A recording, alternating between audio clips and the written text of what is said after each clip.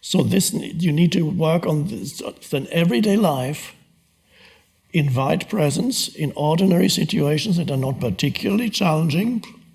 For some people, even a red light, a traffic light is challenging.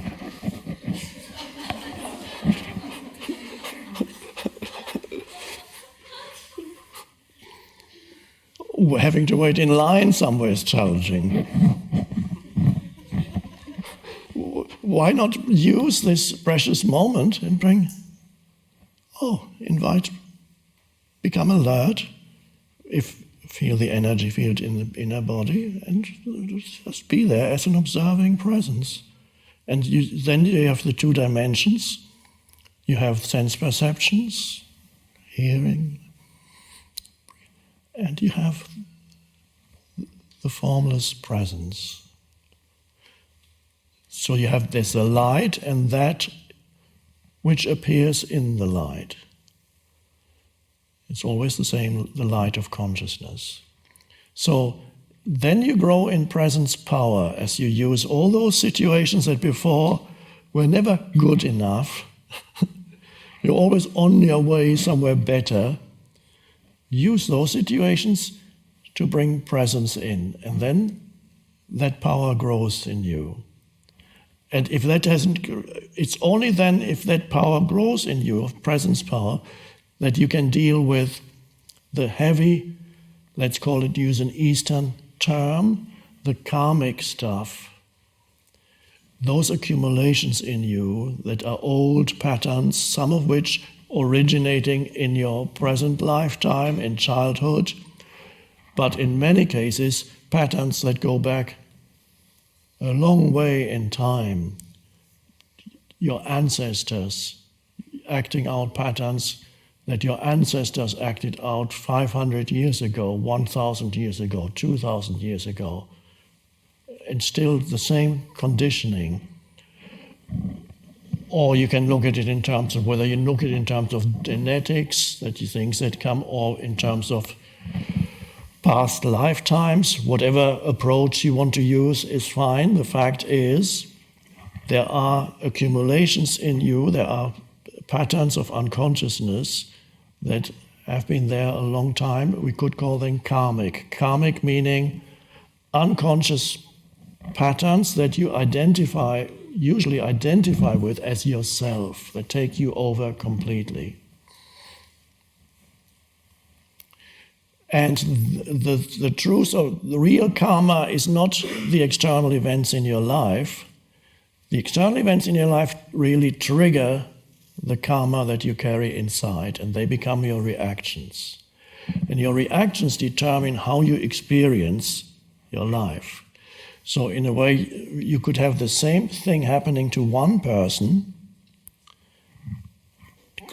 creating a certain response, and the same event happening to another person, creating a totally different response. I can have, for example,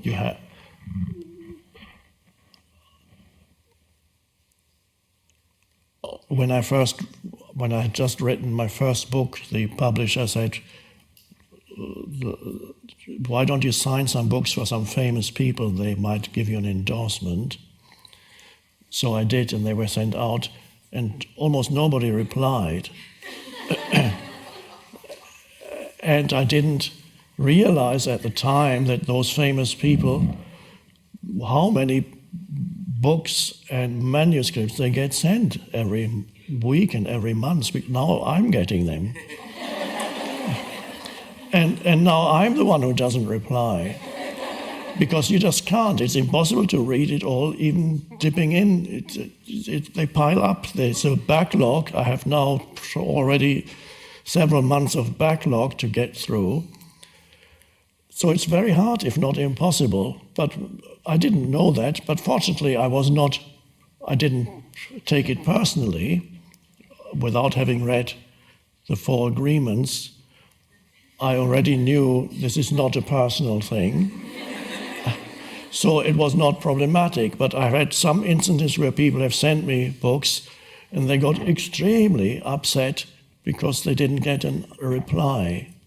And they get more and more upset, and the letters became more and more angry. And then I became some great, the worst, dreadful person in the world.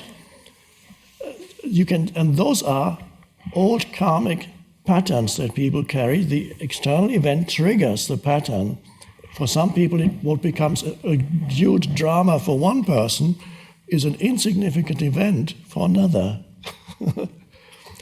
So how you experience your life is not really so much to do with what happens to you, but it's how you react, because every reaction determines the next thing that happens.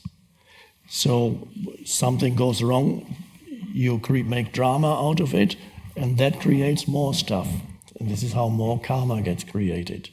How you react to a person determines how that person reacts to you. And so it's a reflection, in other words. You create, to a large extent, your life, not to a large extent completely, your life experience unconsciously. And so to break the old patterns that create so much suffering, unnecessary baggage, I sometimes call it, that you carry around with you, you interpret situations and people through the unnecessary baggage in your mind.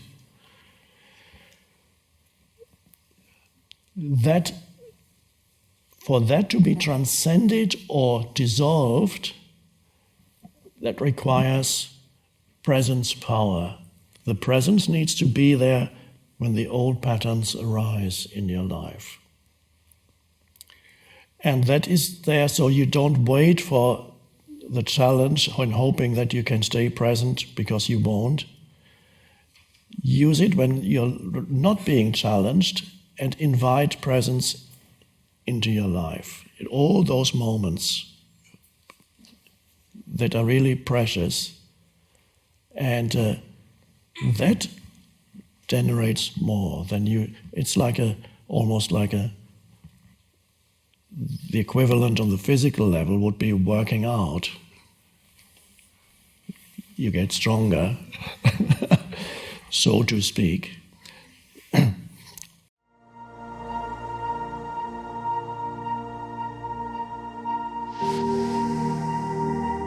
This mind-made sense of self is also much more focused on the negative than the positive. To be free, you awaken to who you are beyond your history and your life situation.